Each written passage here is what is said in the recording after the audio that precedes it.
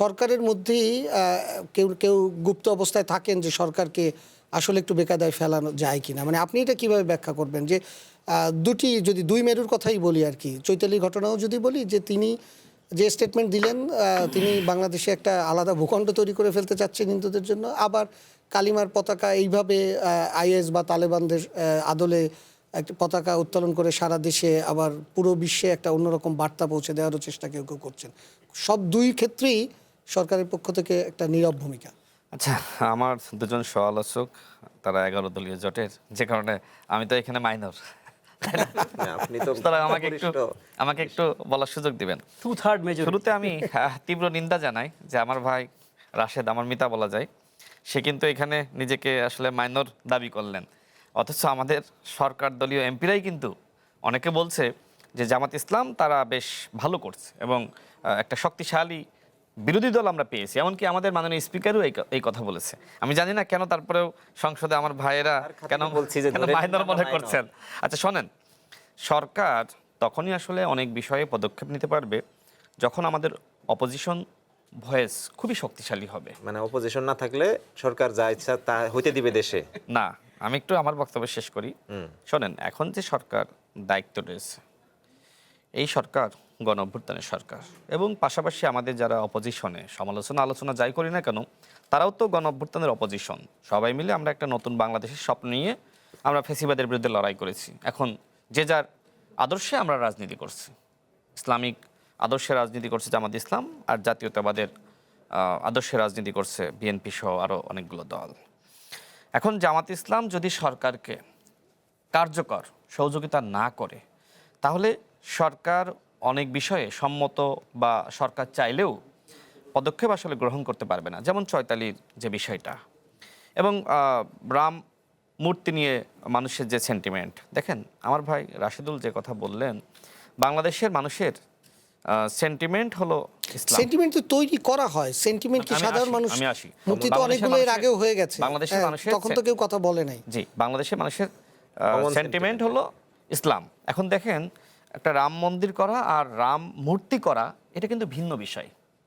আপনি যে সময় আসলে রাম মূর্তি করবেন, এবং রাম মূর্তিকে কেন্দ্র করে ভারতে নানান ধরনের রাজনীতি হয়, সুতরাং বাংলাদেশে যদি আসলে এই ধরনের রাম মূর্তি হয়, সেক্ষেত্রে অনেকে কিন্তু ওই জিনিসটা মেলাবে। আমি অনেকের বক্তব্য শুনেছি যে রংপুরকে দখল করার জন্যই মূলত এটা করা হচ্ছে, জমি কিনতেছে। হ্যাঁ, এটা করা হচ্ছে। এই ধরনের কথাবার্তা কিন্তু সামাজিক যোগাযোগ মাধ্যমে এমনকি অনেকের আছে। যেহেতু ভাই বললেন, এবং এটার সাথে তো অবশ্যই আমাদেরকে সম্মত হতে হবে, বাংলাদেশের অধিকাংশ মানুষ মুসলিম, তো এই ক্ষেত্রে তো সরকারকে অনেক ভেবেচিন্তে সিদ্ধান্ত নিতে হচ্ছে। অন্যদিকে আবার আমাদের সনাতন ধর্মের একটি অংশ তারা আবার মাঠে নেমেছে। তো বাংলাদেশে তো আসলে যদি আপনি হিন্দু মুসলিম যদি দাঙ্গা না লাগাতে চান, সেক্ষেত্রে সরকারকে খুবই একটি মানে বলা যায় যে ভারসাম্যপূর্ণ একটা সিদ্ধান্ত নিতে হবে। সরকার যদি এখন এই সাথে সাথে আপনার এই যে অবস্থায় আসলে আপনার রংপুরের অনেকে আন্দোলন করছে বা সারা বাংলাদেশে অনেকে প্রতিক্রিয়া ব্যক্ত করছে, এই অবস্থায় যদি চৈতালিকে গ্রেপ্তার করে, দেন প্রতিক্রিয়া কি হবে? আমাদের যারা সনাতন ধর্মের ভাই এবং বোনেরা আছে, তারা কিন্তু তার বক্তব্যকে মানে খুব বেশি সামনে না এনে, বরং একজন সনাতন ধর্মের কাউকে অ্যারেস্ট করা হয়েছে এই জিনিসটা সামনে আনবে। এবং এই ঘটনাকে কেন্দ্র করে ওই যে ভারতের শুভেন্দু অধিকারী থেকে শুরু করে ভারতের বিজেপির নেতারা যে ভাষায় কথা বলছে যে বাংলাদেশে হিন্দুদেরকে গ্রেপ্তার করা হচ্ছে, জুলুম করা হচ্ছে, তাদেরকে ভারতে পাঠিয়ে দেওয়ার চক্রান্ত চলছে। তো সরকার যেহেতু দায়িত্ব রয়েছে, সরকারকে অনেক ইস্যু মাথায় রেখে সিদ্ধান্ত নিতে হয়, কিন্তু সরকারের অনেকেই এই বিষয়ে আসলে প্রতিবাদ জানিয়েছে, আমি নিজেও তো প্রতিবাদ জানালাম। বাট যারা সরকারে আছে তারা কিন্তু নানান আন্তর্জাতিক চক্রান্ত এবং দেশীয় চক্রান্ত, এই বিষয়গুলো মাথায় রেখে কিন্তু সিদ্ধান্ত নিতে হয়। আচ্ছা, এবার আসি, যেহেতু ভাই বললেন যে বাংলাদেশের মানুষের আসলে সেন্টিমেন্ট ইসলাম, এবং এই ইসলামকে কেন্দ্র করে জামাত ইসলাম রাজনীতি করে, তাই না? দেখেন, তাদের একজন নেতা, আমাদের সম্মানিত বিরোধী দলীয় উপনেতা আমাদের তাহের ভাই, এবং তাহের ভাই যে সময় বিদেশিদের সাথে মিটিং করেন, তিনি আবার বলেন যে আমি শরিয়া আইন চাই না, মানে জামাত ইসলাম ক্ষমতায় গেলে শরিয়া আইন বাস্তবায়ন করবে, এইটা তারা নাকি কোথাও বলে নাই। আবার সংসদে আমার খুব ভালো লাগে যে তাদের আরেকজন এমপি মুজিবুর রহমান, তিনি আবার জামাতের যে গঠনতন্ত্র এবং জামাতের যে আদর্শিক রাজনীতি, তিনি সবসময় আবার সেটার আলোকেই বক্তব্য দেন। তিনি বলেন যে কোরআনের আইন বাস্তবায়ন করতে হবে। তাহের ভাই কি এখনো পর্যন্ত তার বক্তব্য জাতীয় সংসদে ক্লিয়ার করেছে? তিনি তো বিরোধী দলীয় উপনেতা, বিশাল ব্যাপার, তাই না? তিনি কি আসলে ক্লিয়ার করেছেন সংসদে যে শরিয়া আইন তিনি চান নাকি চান না? অর্থাৎ জামাত ইসলাম এই যে বলছে যে অধিকাংশ মানুষের সেন্টিমেন্ট হলো ইসলাম, হ্যাঁ আপনি একটি ইসলামিক দল হিসেবে বাংলাদেশের সংবিধান অনুযায়ী আপনি রাজনীতি করতে পারেন, কিন্তু আপনার একজন নেতা বলছে আমি শরিয়া আইন চাই না, আর একজন নেতা বলছে যে আমি শরিয়া আইন চাই, তাহলে আপনার আসলে রাজনীতি কি? এবং তাহের ভাই তো আর রাশিদুল ভাইয়ের মতন বা আমার মতন নেতা না, কিন্তু অনেক বড় মাপের নেতা, একজন জাতীয় নেতা, এবং জামাতের বলা যায় যে এই মুহূর্তে সব থেকে প্রগতিশীল এবং গণতান্ত্রিক এবং বলা যায় যে সব থেকে মেধাবী নেতা। এবং সেই মেধাবী নেতা যে সময় শুধুমাত্র ক্ষমতায় যাওয়ার জন্য বিদেশিদের কাছে বক্তব্য দেওয়ার সময় ইসলামকে জলাঞ্জলি দেন, শরিয়া আইনকে জলাঞ্জলি দেন, তখন আসলে আমাদের দুঃখ লাগে। দ্বিতীয়ত আমরা একটু না, প্রসঙ্গের মধ্যে আছি, আমি প্রসঙ্গের মধ্যে আছি, তিনি যেহেতু তিনি বলেছিলেন এই জন্যই বললাম। এরপরে আসি, শোনেন, আইন তো বিএনপি আরো বেশি করে চায়। আচ্ছা আমি একটু আমার প্রসঙ্গ ক্রমেই বক্তব্যগুলো এসেছে। তারপরে রাশিদুল ভাই বললেন যে বিএনপি কেন ব্যবস্থা আসলে এই বিষয়গুলো নিচ্ছে না। দেখেন, হ্যাঁ, প্রগতিশীল তাহের ভাই, এটা নতুন টার্ম শুনলাম। আচ্ছা, না, আমার কাছে মনে হয়েছে আচ্ছা, তো বিএনপি কেন ব্যবস্থা নিচ্ছে না?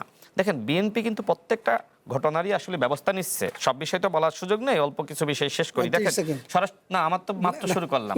স্বরাষ্ট্রমন্ত্রী সম্পর্কে স্বরাষ্ট্রমন্ত্রী সম্পর্কে যে কথা আসলে বলা হলো যে তিনি আসলে কেন পদত্যাগ করছেন না, আসলে তার তো বলা উচিত যে আমার লজ্জা হচ্ছে। দেখেন, জামাত ইসলাম স্বরাষ্ট্রমন্ত্রীর যে মেধা এবং যোগ্যতা এইটার আসলে ধারে কাছেও নাই। আমি যদি ধরি যে পুরো বিরোধী দল আর অন্যদিকে বিএনপির স্বরাষ্ট্রমন্ত্রী, আপনি এইটাকে আমি শেষ করি, তিনি পুরো বিরোধী দলকে যদি আপনি 100 বলেন, তাহলে এক স্বরাষ্ট্রমন্ত্রী কিন্তু 100, তাকে যদি ওইখান থেকে সরানো যায় তাহলে বিরোধী দল রাজনীতি করতে খুব সহজ হয়। তখন স্বরাষ্ট্রমন্ত্রীর মান সম্মানটা আপনি নষ্ট করতে পারলেন, আপনি বলতে পারলেন সে অযোগ্য। দেখেন, বাংলাদেশের আইন শৃঙ্খলা পরিস্থিতি হাসিনার সময় নাজুক ছিল, অন্তর্বর্তীকালীন সরকারের সময় নাজুক ছিল, এখন হঠাৎ করে কি আইন শৃঙ্খলা পরিস্থিতি ভালো হয়ে যাবে? বাবা তার সন্তানকে গলা কেটে হত্যা করছে, স্বামী তার স্ত্রীকে হত্যা করছে, এর দায় কি স্বরাষ্ট্রমন্ত্রীর? এর দায় কি স্বরাষ্ট্রমন্ত্রীর? আপনি যদি আপনার ওয়াইফকে খুন করেন, এর দায় কি স্বরাষ্ট্রমন্ত্রীর? বরং বলেন, রামিসা হত্যাকাণ্ডের পরে সেই আসামিদেরকে 24 ঘন্টার আগে 8 ঘন্টার মধ্যে গ্রেফতার করা হয়নি? বরং বলেন, বাকিগুলো তো ধরতেছে না, কোথায় ধরতেছে না বলেন? সব জায়গায় আসামিরা অ্যারেস্ট হচ্ছে। এখন আপনারা শুধুমাত্র যে তথাকথিত রাজনীতি যদি করেন তাহলে তো আসলে হবে না। আপনাদেরকে অবশ্যই বাংলাদেশের একটা গ্রহণযোগ্য বিরোধী দল হিসেবে কাজ করতে হবে। এই যে বাজেট নিয়ে আমি শেষ করতে হবে ভাই, প্লিজ, তারা দুইজন বলেছে, শোনেন, এই বাজেট নিয়ে আপনাদের যে একটা গণতান্ত্রিক আমরা দেখেছি গতানুগতিক বক্তব্য, কোন ধরনের গঠনমূলক সমালোচনা, বাজেটের কোথায় সমস্যা, বাজেট শুধু বাস্তবায়ন করতে হবে, সংসদীয় পদ্ধতিতে যেতে পারছে না। শোনেন, শেষ করতে হবে, ঠিক আছে, আমাকে একটু বলতে দেন, 1 মিনিটে শেষ করব। বাজেট নিয়ে দেখেন, বাজেট নিয়ে এখনো পর্যন্ত আপনারা বাজেটের কোন দোষ ত্রুটি বের করতে পেরেছেন? আজকে নাহিদ ইসলামের বক্তব্য দেখলাম, আপনাদের অন্যান্য নেতাদের বক্তব্য শুনেছি, সংসদে আপনারা সারাদিন ওই যে বলেন না যে বাজেট দেখতে ভালো খাইতে ভালো, এটা চানাচুনের মতন পুষ্টি নাই, ঠিক আপনাদের বক্তব্যের মধ্যে কোনো পুষ্টি নাই, গঠনমূলক সমালোচনা নাই। বাজেট কিভাবে বাস্তবায়ন হবে সেই দায়িত্ব আপনাদের নিতে হবে, তাই না? এই দেশকে পুনর্গঠন করা শুধুমাত্র সরকারি দলের দায়িত্ব না, আপনিও গণ অভ্যুত্থানের কারণেই আপনি সবথেকে বড় সুবিধাভোগী। এনসিপি নামক যে দলটা গঠিত হয়েছে গণ অভ্যুত্থানের কারণে হয়েছে, সুতরাং আপনাকে মাথায় রাখতে হবে এই দেশের যদি পুনর্গঠন না হয় তাহলে আপনি বিরোধী দলে থাকতে পারবেন না, এনসিপি নামক দল থাকতে পারবে না, আমরা থাকতে পারবো না। সবার দায়িত্ব এই বাজেটকে বাস্তবায়ন করা, কিন্তু বাজেটকে বাস্তবায়ন না করে প্রতিদিন আপনি বলতেছেন গণবিরোধী বাজেট। কোথায় গণবিরোধী একটু তো বলতে পারতেছেন না? মিছিল যে করলেন, মিছিলে আপনার বক্তব্য কি? আপনার কোনো বক্তব্য তো এখনো পর্যন্ত পাইনি। আপনি রাজনীতি করতে চান, আমি তো সেটাই বুঝতেছি না। আপনি যে বিরোধী দল হয়েছেন, আপনি নিজেকে কেন মাইনাস করতেছেন?